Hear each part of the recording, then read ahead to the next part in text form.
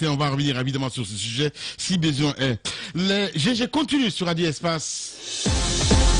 Sur Radio Espace Guinée, les GG pensent comme JMJ. Une presse libre se voit dans la rue. Et la rue voit vraiment si la presse est libre. Cette dialectique sociale est la levure de la démocratie. JMJ. Les GG sur Espace, tous les matins 9h-11h. Les GG, les grandes gueules, Radio Espace Guinée. Notre démocratie, la démocratie guinéenne, qualifie de basse intensité le fait que ces hommes, quand ils sont dans l'opposition, font d'abord semblant d'en avoir pris conscience, puis font l'inverse de ce qu'ils avaient promis une fois arrivés au pouvoir.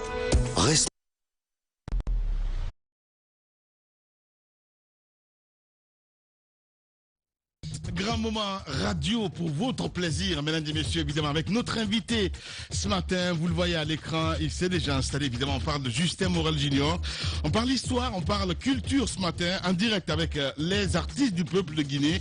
C'est le titre de l'ouvrage de Justin Morel Junior, un recueil donc de textes nouveaux et anciens sur les artistes et mécènes guinéens, dont la contribution au rayonnement culturel de la Guinée et de l'Afrique est remarquable. L'œuvre qui paraît donc ce jeudi correspond à l'aboutissement d'un vaste chantier de fouilles allant de Keïta Fodeba à Zainoul Abidine Sanoussi, en passant donc par le Bembea Jazz National de Guinée et les Amazones. Avec nous dans ce studio, mon cher Ahmed Kourouma. Oui, ben évidemment. Là, je bois du petit lait, là. La culture, c'est tout ce que j'aime. Grand frère, bonjour. Bonjour. Je me souviens parfaitement de cette date à Dakar du 5 avril 73, parce que Boubacar Demba Camara était mon chanteur préféré au monde. J'adorais sa voix, j'adorais ses mélodies. Effectivement, il a fait rayonner la Guinée à travers le monde. Et quand je lis la quatrième de couverture, ce qu'on appelle le résumé, vous dites ce livre est une sélection de textes nouveaux et anciens sur les artistes et les mécènes guinéens. Ne serait-ce que ça, j'aimerais que vous nous donniez une explication. Qu'est-ce que c'est aujourd'hui être un artiste par rapport à ceux d'hier, et quels sont les mécènes d'aujourd'hui et quelles sont leurs différences par rapport à ceux d'hier? D'abord, bonjour, salut à vous tous. Je suis très heureux de me retrouver parmi vous. Grand merci à Lamine qui n'a cessé de m'apporter un soutien moral et médiatique permanent. Ce livre est un jet du cœur, qui est un regard sur mon passé. En fait, même le titre, En direct avec les artistes du peuple, c'est le titre d'une de mes anciennes émissions que j'ai animée pendant quelques 16 ans. Et cette émission m'a permis d'aller à la rencontre de nombreux artistes, jeunes, vieux, talentueux, beaucoup moins, mais qui étaient au service de la patrie en ce sens qu'ils se livraient dans ce métier difficile qu'est l'art. Pour revenir rapidement à ce que vous souhaiteriez que je vous dise par rapport aux musiciens d'hier et d'aujourd'hui, aux artistes d'hier et d'aujourd'hui, je vous dirais d'abord que ceux-là, les premiers, étaient des artistes du devoir. Ils avaient une espèce de prise de conscience extraordinaire. D'abord, les premiers, comme Keïta Fodeba, pour ne citer que lui pour ce départ, c'était des cadres qui avaient un certain niveau d'instruction et qui étaient choqués par ce qu'ils vivaient dans la période coloniale et qui ont su s'exprimer à travers l'art pour dire non aux faits qu'ils vivaient, aux faits coloniaux, et pour s'exprimer de manière alors large et plurielle sur leur vécu. Ceux qui ont suivi ont fait la même chose, ceux d'aujourd'hui tentent de faire la même chose, mais la grande différence, c'est que ceux-là, oui, allez-y. Ceux-là étaient, disons, presque spontanément engagés, consciencieusement ils avaient une conscience politique, vous voulez dire? Oui, ils avaient une grande conscience politique. Mais c'est plus le cas aujourd'hui avec les nouveaux artistes? Non, les degrés ne sont plus les mêmes. Ceux d'aujourd'hui sont dans le vent de la démocratie, donc ils sont déjà dans cet esprit politique. Ouais. Ce combat, pratiquement, ils ne le mènent plus. Ils s'occupent de leur quotidien, de la jouissance de la vie, du plaisir, de leur l'amour, carrière. etc. Alors que ceux d'avant pensaient d'abord liberté, Mais est-ce que pensaient c'est une période justice. que vous regrettez, justement? Est-ce que vous le regrettez, ça? Que les artistes d'aujourd'hui n'aient plus de conscience politique? Non, je ne regrette pas, mais je dis que ce serait bien que ceux d'aujourd'hui prennent aussi conscience de leur réalité, qu'ils chantent l'amour, c'est bien, qu'ils dénoncent l'injustice sociale, c'est aussi bien. Moi, je voudrais vous ramener sur la couverture. Oui. C'est sur ce livre et chaque génération a sa mission. Oui. Voilà, celle d'hier avait une mission, c'était l'indépendance et tout. Aujourd'hui, la musique elle devient beaucoup plus ludique parce que la musique c'est le moment, aussi le milieu. Alors vous dites de Keda Fodeba à Zeno Labidine Sanoussi, en rédigeant ce livre, quel était l'objectif recherché? C'est la première question. La deuxième, toujours vous dites cependant, beaucoup d'autres manquent à l'appel, mais ceci n'est pas une encyclopédie des musiciens de Guinée. L'ouvrage se focalise surtout sur les pionniers. Les vedettes de la nouvelle génération attendront leur tour. Ok. L'objectif de ce livre, c'était d'apporter une meilleure connaissance de ceux qui ont contribué à l'explosion, à la connaissance, à la vulgarisation de notre culture. Ouais. Et qui sont souvent méconnus. Ensuite, en faisant un examen de conscience professionnelle, je me suis rendu compte que dans aucun pays de la sous-région, et même d'Afrique, un journaliste culturel ait pris son temps pour consacrer, c'est quand même une quarantaine de biographies qui sont Justement. qui sont faites là. Ouais. Donc ça, c'est bien pour la jeunesse montante, c'est bien pour les Guinéens, c'est bien pour les Africains, c'est bien pour tous les amoureux de la culture. Alors, je dis, je fais mon mea culpa dès la 4e de couverture. J'ai surtout consacré ma réflexion et mon travail aux premiers, aux pionniers. Les autres viendront. Je suis encore vivant, heureusement. Ouais. Je peux encore écrire. Et j'ai d'autres dans mes cordes. Justement, en parlant d'intimité, moi je prie Aboubacar Demba Camara. C'est la page 117. Vous dites les dernières paroles de Demba, le dragon de la chanson africaine. Un peu plus loin, vous dites cette révélation, je la fais avec modestie, mais sans fierté, car Demba était pour moi plus qu'un ami, il était un frère. C'est vrai. Et Demba avait une fraternité très profonde pour moi. Ouais. Nous avions des moments de discussion intime et de partage de ses soucis artistiques. Ouais. Et j'ai eu la chance donc d'écouter ses dernières paroles et mieux des difficultés qu'il avait, comme on n'est jamais prophète chez soi, Ouais. quand il a voulu craquer un moment, qu'il a voulu, par exemple, quitter le Bembea pour aller dans Kaloum Star, c'est des moments qui sont arrivés. Oui. C'était à l'époque où le Kaloum Star jouait à la plage Peronne. La plage Peronne, c'était une grande plage de Conakry, là où est construit aujourd'hui le Palais des Nations. Eh bien, il allait jouer là-bas et il avait fait des compositions avec le Kaloum Star à l'époque, Salah Donso, qui était un grand blues africain qu'il avait composé. Et ces moments, puis les sursauts qu'il a eus pour revenir, dit non, je suis Bembea, je resterai, je me comprendrai avec les amis, nous continuerons pour la gloire de la musique guinéenne, etc., etc. Et même le dernier jour, avant de partir pour l'aéroport, j'ai encore vu Demba à bord de son sidecar avant qu'il ne se rende à l'aéroport. Donc ce sont tous ces moments. Et quand le corps est revenu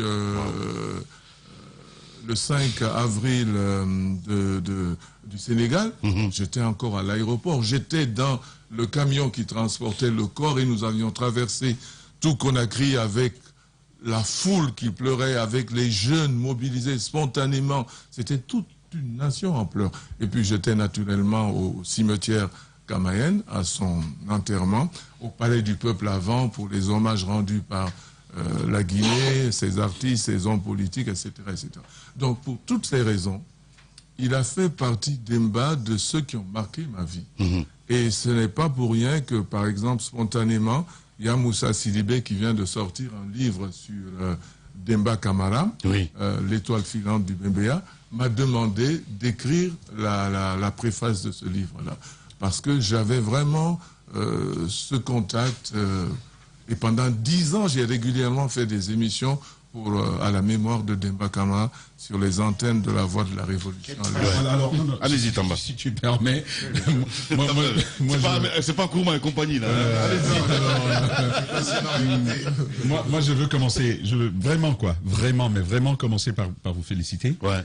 Déjà pour l'idée, avant l'ouvrage que nous avons, pour l'idée, je veux vous féliciter parce que moi j'avais ce problème, je crois que j'ai parlé à des journalistes, à des animateurs, journalistes, animateurs culturels, à la fois de Espace et d'ailleurs, je leur dis mais vous ne nous apprenez pas grand chose si moi je veux écouter de la musique, il suffit que je la mette quelque part et puis je l'écoute, au lieu de dire à l'intérieur entre deux musiques, dire Antonio Soiré, l'ampleur de tous les Guinéens, ou attention aux embouteillages, freinez doucement, tu vois, tout ça, avec un tel ouvrage, vous apportez des éléments nouveaux, de la connaissance aux animateurs culturels, ça va être très intéressant. Maintenant, mes questions, les voici. J'ai vu que sous chaque figure, il y a une sorte de titre. Aboubacar Demba Camara, le dragon de la chanson africaine. J'ai vu Myriam Makeba, la militante totale. Je vois Maître Mamadou Ali Oubari, le swinger. C'est la première question que je pose. Il y a des sérieux en dernier. Voilà. Comment vous... Voilà la danseuse étoile. Comment vous faites? Parce que donner de tels qualificatifs, attribuer des épithètes, je vais me permettre cela, à chacun suppose d'avoir connu leur parcours, de les avoir compris dans toute leur histoire. Ouais. Comment vous arrivez à ça? Expliquez-nous le mécanisme sur le travail de fouille que vous faites et justement comment vous choisissez ces titres. Est-ce qu'ils vous sont proposés? En tout cas, je veux savoir. Et la deuxième chose, c'est la deuxième question. J'ai vu Youssou N'Dour dans ce livre-là. Lui, il n'est pas guinéen. Mais que fait-il chez nous ici, à l'intérieur de ce bel ouvrage de plusieurs centaines de pages? Voilà. Il n'y a pas que Youssou N'Dour d'ailleurs. D'accord. Vous verrez aussi un Américain aussi fait partie de l'histoire de la musique. Bref, ceux sur lesquels j'ai écrit, je les ai côtoyés pour la plupart, ou alors j'ai fait des recherches approfondies sur eux. Et je me suis toujours amusé quand j'écrivais sur les pochettes de disques xylophones, à travailler d'abord avec les artistes. J'allais assister à leurs répétitions, je vivais avec eux, je critiquais leurs compositions et j'étais là pratiquement le jour de l'enregistrement en studio des artistes. Sur cette base-là, j'avais comme une espèce d'infusion ou de perfusion de leurs produits en moi et là j'avais comme spontanément, je m'amusais à leur trouver des petits surnoms. Quand je dis que Myriam Makeba est une militante totale, ce n'est pas par hasard. Myriam Makeba a fait le camp de formation ici en Guinée, de miliciens. Parce qu'elle était prête au combat, elle était prête à aller en Afrique du Sud. Ensuite, Myriam Makeba est une femme qui m'a personnellement apprécié. J'avais le même âge que sa fille Bongui et avait décidé de me confier sa biographie de son vivant. Et j'ai les enregistrements sonores de Myriam Makeba me racontant sa vie. Et j'ai beaucoup de photos avec elle d'ailleurs, et d'autres que j'ai fréquentées. Donc quand je dis que c'est la militante totale, c'est-à-dire que j'en étais convaincu et persuadé parce que elle s'est donnée à l'Afrique, elle est allée à l'entraînement milicien pour pouvoir, au cas où, aller au front. Parce qu'il lui arrivait de traverser l'Afrique du Sud pour se rendre au Mozambique, ou du Mozambique pour aller en Afrique pour rencontrer sa mère en cachette. Et si malheur lui arrivait, elle était aussi prête à ce type de... Juste une question. Il n'a pas fini. Allez-y. Nous voulons aussi poser des questions. Et il y a ainsi tous les petits sous-titres que je donne se justifie de la même manière. Quand je dis Yelisayon, l'homme ambiancier, l'homme ambiance, c'est parce que au cours du parcours créatif qu'on a eu ensemble, où j'ai critiqué ses chansons, où il en a tenu compte, eh bien, j'ai su que c'était un homme excité, qui vivait de son art, il était complètement dans l'ambiance quotidienne. Tous les soirs, il sortait pour s'amuser, et quand il me revenait, bon, c'était ça. Donc, à qui je réponds maintenant? Maintenant, Youssou N'Dour. Youssou N'Dour est un des grands artistes africains qui reconnaît publiquement que la musique guinéenne l'a nourri, l'a influencé, et qu'il a été impressionné, influencé par le Bembeya Jazz National et que pour lui, la Guinée, n'est-ce pas, est à la pierre angulaire du grand mouvement de renaissance de la culture africaine, notamment musicale. Donc, pour lui rendre cet hommage, je l'ai fait paraître. Il y a aussi un Américain que beaucoup ne connaissent pas, c'est Léo Sarkisian. C'est un Arménien américain et qui a été un des premiers à enregistrer les artistes guinéens. Il est allé jusqu'à Beila. Bembeya n'était même pas un orchestre national en ce moment. Il les a enregistrés. C'est pourquoi c'est pratiquement cette photo qui figure sur la couverture de mon premier livre sur le Bembeya Jazz National. Mais voilà un homme qui a contribué à l'épanouissement de la musique guinéenne. Parce que les 6 premiers tempos, à l'époque, des disques qui sont sortis, eh bien, c'est grâce à lui. Il y a toute une collection que la Voix de l'Amérique avait sortie à l'époque sur la musique guinéenne. Et ça, c'est grâce à Léo Sarkisian. Et c'est pour cela que je parle de lui. Bien. Si je parle aussi de... Bon, je parle beaucoup d'autres artistes et tout ça. En direct avec les artistes du peuple de Guinée, évidemment, avec l'auteur avec nous dans ce studio, évidemment, dans cette émission Les GG. Allez-y, Jacques Lewa. Vous dites, il y a une traversée bienheureuse qu'il faut connaître pour apprécier les grands talents de nos artistes et l'immortalité de leurs œuvres. Je vais vous entendre sur 2 artistes et là je vous ramène en arrière bien sûr, la couverture de votre livre. Vous en avez plusieurs, mais vous avez choisi Mori Kanté. Vous vous êtes affiché avec lui en couverture. Je voudrais savoir pourquoi. Et ensuite, sur cette interview que vous accordez à Sorikan Dia Kouyaté en 1973.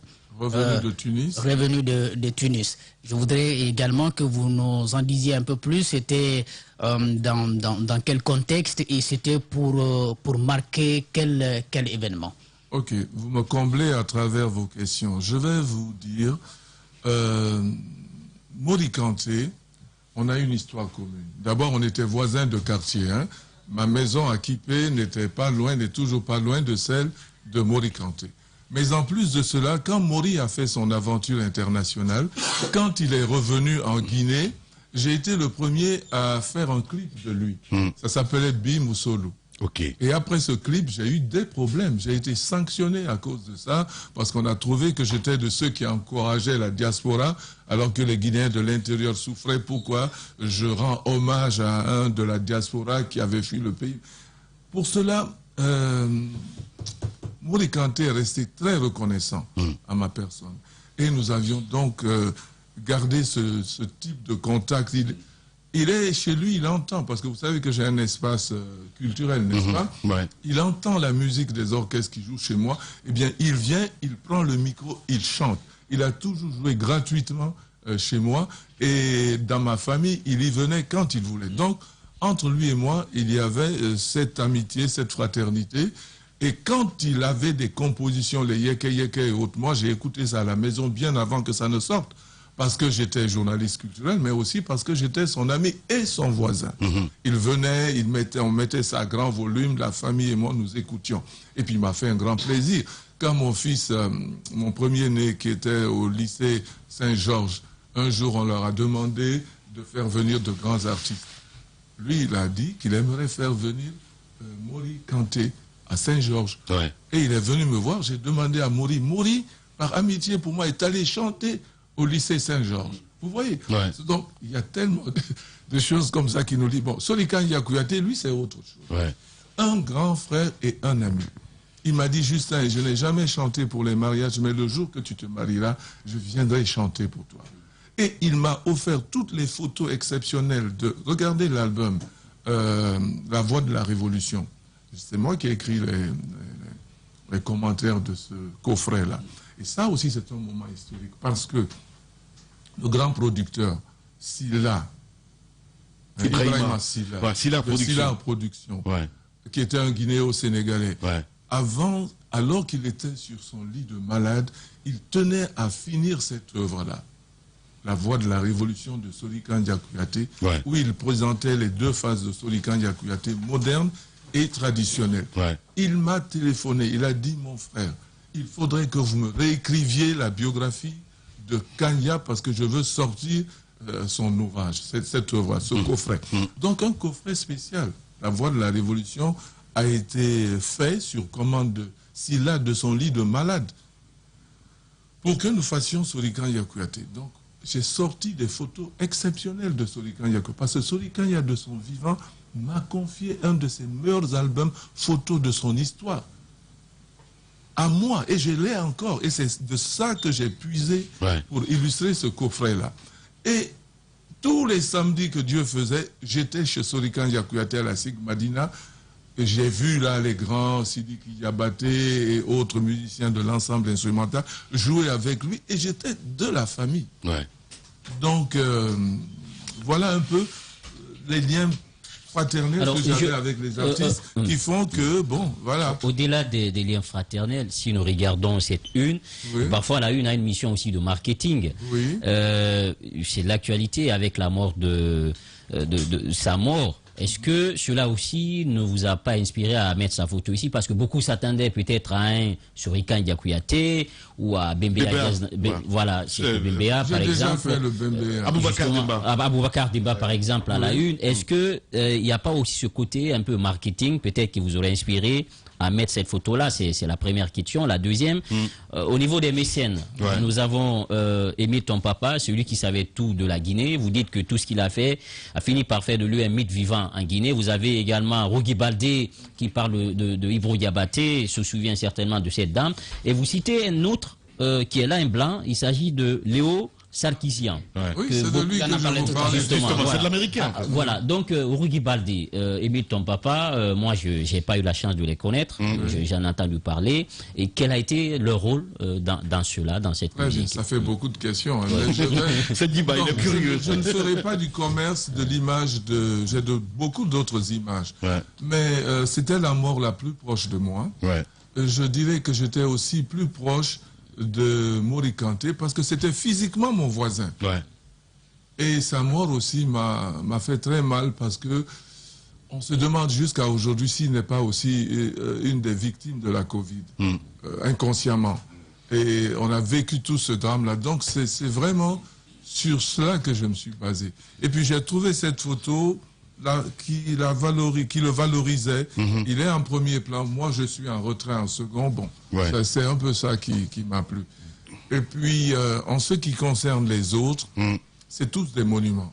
Rougui Baldé, pour parler d'elle, c'est une grande productrice guinéenne. Elle a construit la première usine de production de cassettes en Guinée, de la sous-région, la vraie, digitale. C'est elle qui a produit Ibro Diabaté, qui a produit l'actuel ministre de la Culture et Bill Dessam, Alpha Souma. Et puis, elle a fait beaucoup d'autres bonnes choses pour la culture guinéenne. Et elle est méconnue. Et je me suis dit que c'était l'occasion de lui rendre cet hommage-là. Vous avez une question? Oui, en fait, je vais paraphraser, pour l'homme de culture que vous êtes, je vais paraphraser Charles Aznavour qui dit, vous nous parlez d'une période que les moins de 20 ans ne peuvent pas connaître. Je sais que vous le connaissez très très bien. Moi, j'ai deux choses, ou plutôt trois questions, rapides. Je vais vous citer, rapide, excusez-moi. Vous citez Nelson Mandela. Oui, quelqu'un qui est fier d'être vieux comme vous. Je suis fier de mon âge, t'as même pas idée. Allez-y. Donc je vais citer vous citez Nelson Mandela, vous dites la politique peut être renforcée par la musique, mais la musique a une puissance qui défie la politique. Et ce qui m'amène à parler de sa compatriote dont vous parlez dans votre livre, qui est Madame Myriam Makeba. Moi je l'appelle Madame parce que c'est une grande dame pour le monde et pour l'Afrique. Et vous dites ceci, infatigable, inaltérable, Myriam Makeba, Mama Africa, est toujours là. Elle chante et danse son bonheur de Guinéenne et ses peines de Sud-Africaine exilée. Alors, deux questions. Est-ce que vous trouvez que la Guinée et l'Afrique a été reconnaissante envers cette femme, de conviction et de combat? Elle a défendu la Guinée à travers le monde, elle a défendu l'Afrique aux États-Unis, elle a lutté non seulement contre l'apartheid, mais contre la ségrégation raciale. Les grandes gueules.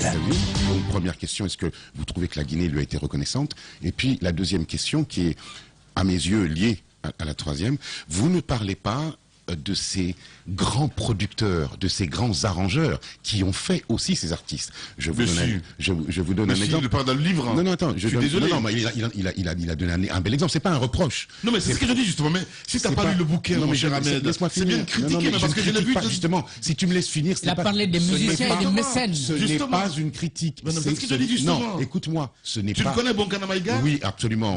Oui, évidemment. Mais c'est pas une critique. Je voudrais juste finir ma question.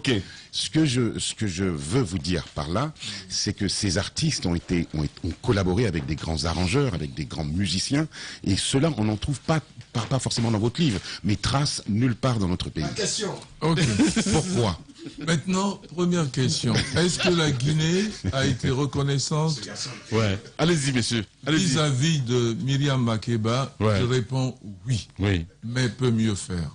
La Guinée a été reconnaissante parce que la Guinée, ne l'oubliez pas, a fait de Myriam Makeba son porte-parole devant les Nations Unies pour parler des questions d'apartheid. Ensuite, la Guinée lui a accordé son pays, le titre de citoyenne d'honneur de la ville de Dalaba. Donc, incontestablement, la Guinée le lui a reconnu. Dans un premier temps. Mais dans un deuxième, je peux dire que c'était une des victimes orphelines de la Révolution. Parce qu'après la période Sékou Touré, il faut reconnaître qu'elle s'est sentie pratiquement abandonnée. Elle a dû faire donc un repli tactique sur la Belgique, d'où elle vivait, où elle était en contact permanent avec Antonio Soiré, que moi j'ai connu. Qui était son manager. Hein. Exactement. Moi j'ai connu Antonio avec Myriam Makeba, parce que nous étions les deux jeunes Guinéens que Myriam avait adoptés. Antonio était un peu le lien entre les étudiants africains, sud-africains et Myriam Makeba, et moi j'étais entre elles les artistes guinéens.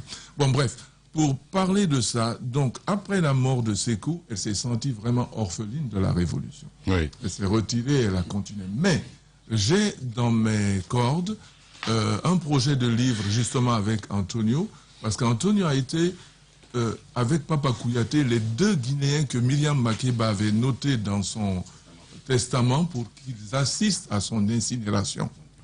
Parce qu'elle a été incinérée après... Bon, c'est très émouvant. Donc, Myriam quand même a fait 20 ans de sa vie en Guinée. Donc, il est important que moi qui ai été témoin de cette séquence de vie, j'écrive sur ça. Et je vais le faire, Inch'Allah. Bien. Voilà. Allez-y, Tamba. Alors, moi, la dernière question, c'était les mécènes. Sur les arrangeurs, les grands arrangeurs. Les grands arrangeurs, j'en ai parlé dans le livre. Un des premiers grands arrangeurs guinéens, c'est Keletigui Traoré. Et aussi les journalistes de l'époque. ABD, par exemple, on aurait voulu peut-être le voir ici. Mais pourquoi pas? ABD est dedans, d'ailleurs. Il est dedans. ABD est dedans. Lis le bouquin. Non seulement en commentaire, mais en image. Vous risquez de dire Bambino n'est pas dedans, alors qu'il est dedans.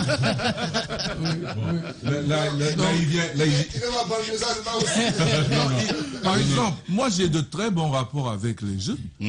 De Midago Born de Navigator, qui est un jeune que je connais, à Degji Fostri, au Banlieusard, je les ai tous connus. D'abord parce que j'avais un grand cyber à Kipé, et c'est là que j'ai rencontré pour la première fois Takana, qui venait se connecter là. Et les banlieusards aussi, c'est là que je les ai connus. Donc, non seulement je les connais, mais je les écoute. Et je peux écrire sur eux. Mais ma mission et mon devoir, c'était d'abord d'écrire sur les premiers. Voilà. Après, viendront les c'est très important. Allez-y, Tamba. Alors, moi, je regarde cet ouvrage. C'est vrai. Pour moi, je l'entends plus comme la réponse à un appel du devoir. Vous qui avez vécu tout ce temps, vous avez côtoyé ces grandes figures de notre histoire, vous vous dites, je peux pas finir comme ça si je n'ai pas rendu ça à la postérité. Est-ce cela? Et la deuxième question que je pose, je veux vraiment vous encourager à nous apporter une réponse là-dessus, c'est de savoir comment est-ce que vous appréciez aujourd'hui l'activité des journalistes culturels de notre pays, et surtout comment est-ce qu'ils peuvent devenir des JMJ? Comment justement on peut devenir bon journaliste culturel qui n'est pas cloisonné à l'espace guinéen, que l'on peut solliciter sur des plateaux ailleurs pour débattre plus profondément des questions de culture telles que vous êtes à même de le faire? Premièrement, je ne souhaite pas qu'ils soient des JMJ. Je souhaite qu'ils soient eux-mêmes en se battant, en se cultivant, en allant à la rencontre des autres pour qu'ils soient l'expression d'eux-mêmes, qu'ils aient vraiment leur personnalité. La deuxième, c'est que quand on veut aller loin, on apprend. On se met à l'école des autres, on se cultive, on s'instruit et on avance ainsi. Ouais. Et moi, je leur dis toujours, il y a plus de mérite à parler d'un petit artiste guinéen qu'à parler d'un Michael Jackson. Parce que le petit artiste guinéen, quand vous écrivez sa biographie, vous auriez contribué à l'universel. Ouais. Alors que celle de Michael Jackson est d'abord écrite et réécrite par beaucoup d'autres certainement plus talentueux. Donc, la contribution, c'est d'aller petit et de savoir se baser sur les valeurs locales pour les porter sur le plan universel. C'est en cela que je pense que je peux leur dire que le meilleur conseil, c'est toujours se cultiver. Bien. Aujourd'hui, c'est tellement plus facile. Vous consacrez quand même 7 pages à Sekouba Bambino Diabaté. Oui, parce que Sekouba Bambino, c'est, on peut dire, la 3e révolution de la musique guinéenne. Il y a eu celle des pionniers avec les Solikandia, les Bembeya et tous les autres. Et puis la seconde avec les Kamen Sofa, les Sili Authentiques et j'en passe. Et puis, paf, en 91-92, les musiciens guinéens, après avoir traîné orphelins de la Révolution, commencent à se retrouver. Et ce, grâce à un grand qui est mort, Amadou Diouf de Sall, un producteur, qui est venu me voir un jour avec Sekouba Bambino Kasumama, l'album. Et là commence, à partir des années 90, la 3e révolution de la musique guinéenne, celle des artistes solos. Et c'est là que Bambino inaugure ça. Tout en étant membre du Bembeya, il sort son premier album en tant que vedette. Suivront toutes les vedettes que vous connaissez. Ouais, l'album Le aujourd'hui. Destin à l'époque. Voilà, y compris même la vieille Kadé Diawara, oui. qui est revenue aussi en tant que vedette. Donc oui. Monsieur le ministre, il y a... Momo Wandel, excuse-moi. Momo Wandel, excuse-moi une question, s'il te plaît. Je n'ai pas Merci. posé de questions encore. Momo Wandel, monsieur le ministre. Momo J'ai juste Wandel. une question à poser. Est-ce que vous pourriez faire un parallèle entre lui et Charlie Parker? Mais Momo m'a toujours dit qu'il s'est beaucoup inspiré de Charlie Parker. Parce qu'il se retrouvait en lui. Bien. Et ce saxophoniste pluriel qui est Momo Wandel, c'était aussi un de mes vieux amis. Hein. C'était un de mes vieux amis. Dernière question, Antoine. Oui, rapidement, c'est 2 ou 3 questions, monsieur le ministre. Demain, c'est la dédicace de cet ouvrage. Oui. Et dites-nous ce qui est prévu et où est-ce que l'événement aura lieu. Ce livre de 284 pages, il coûte combien et 26 €. comment l'obtenir? Parce que je pense que le ministère de la Culture, si l'île de Sam nous écoute, Ouais. c'est le moment de s'en Mais nous, procurer. on va essayer d'en acheter ici les Arafo Média et offrir à tous les animateurs du groupe. Ça serait Et bien. ça, c'est déjà quelque Et chose. le ministère de la Culture. Salim Soari va essayer de Voilà. donner le nom des animateurs. Parce que Bill de Sam, vous avez une histoire avec Ils n'ont qu'à lire après. Vous avez une histoire avec Bill de Sam, à qui on a confié désormais le ministère de la Culture également du patrimoine historique. Dites-nous, qu'est-ce que vous lui recommandez pour ce patrimoine historique-là? Parce que la nef, nous en parlions, il est aujourd'hui complètement mis à l'écart, mis de côté. Qu'est-ce que vous préconisez au ministre de la Culture? De l'autre côté, pour demain, qui sont ceux qui sont invités et comment se procurer ce livre? Il coûte combien? La cérémonie est managée par les éditions L'Harmattan Guinée de Sansi Kaba. Sont invités à cet événement. Naturellement, c'est sous le haut patronage du ministre de la Culture, de l'Artisanat et du Tourisme, Monsieur Alpha Souma. Et puis, des diplomates sont invités, des artistes sont invités, des journalistes également. Bref, des citoyens ordinaires aussi, qui sont mes amis, sont aussi invités. Le livre va se vendre à quelques 260 000 francs guinéens, parce qu'il fait près de 300 pages, et que malheureusement, pour le moment, on n'a pas d'imprimerie pour les livres en Guinée, et que cela se fait encore à l'étranger. Donc, Alpha Souma, le ministre, est un frère, un jeune frère, que j'ai connu. Comme par hasard, j'étais directeur de la RTG quand il commençait, il était encore à Cancan, quand il commençait à rapper dans les émissions de Louis-Auguste Leroy. Et puis un soir, j'étais en Côte d'Ivoire avec la sœur Rugi Baldé, alors que moi j'étais responsable de la communication de l'UNICEF. On venait pour lui là enregistrer la petite Saran Sangiana. Lui était là avec Alpha Traoré, ils étaient venus pour un enregistrement. Puis finalement, l'enregistrement a atterri sur la table de Rugi Baldé, qui a accepté de le produire. Et c'est pour ça que son premier produit, Yankadi Dance, a été fait par la maison Grégory Productions. Bien. Donc je souhaite, en ce qui le concerne en tant qu'homme de terrain, pour le patrimoine historique guinéen qui est riche et large, qu'il fasse appel à des spécialistes qui vont lui faciliter la réflexion, qu'il envoie des missions sur le terrain qui feront des collectes, mais je peux dire déjà qu'à y réfléchir, le travail est déjà immensément rendu facile par notre histoire. Si vous prenez tous les mémoires de fin d'études supérieures consacrés à l'histoire de la Guinée, vous demandez aux auteurs, s'ils sont vivants, de les retravailler, mais vous avez déjà là des produits de qualité qu'il peut rapidement mettre sur le plan international et au niveau de la consommation locale. Je l'encourage à tenir bon et à faire grand. Bien. Merci beaucoup en tout cas, monsieur le ministre, d'être passé ce matin nous voir, évidemment, ici à Radio Espace. Rendez-vous donc demain, il faut le rappeler, hein, voilà, à Kipé, hein, c'est ça, hein, voilà, 17h, voilà, c'est bien cela. Merci beaucoup d'être passé nous voir. Merci beaucoup. Je ne vais pas partir sans dédicacer avec plaisir, évidemment. Voilà, on va essayer de montrer ça. Je sais pas si au niveau de la réalisation, vous pouvez faire un effort hein, pour zoomer évidemment là-dessus, hein, de ce côté. Voilà. Merci. Merci. On se quitte évidemment avec cet instru. Merci à vous tous. Merci à Kabine Condé du côté de la régie, à notre ami Amadou Sow qui a réalisé cette émission ici à la radio, évidemment. Merci à Mafata Sano, à toute l'équipe à la régie. Dans un instant, si vous regardez cette émission la nuit, vous avez accès à l'équipe de Jacques Léoua Leno, évidemment avec le 19h45. Si c'est à la radio, à midi, l'équipe d'Antoine Kourouma vous donne rendez-vous pour le journal. Prenez soin de vous. Mesdames et messieurs, demain on se retrouve avec d'autres aventures. Allez, à demain.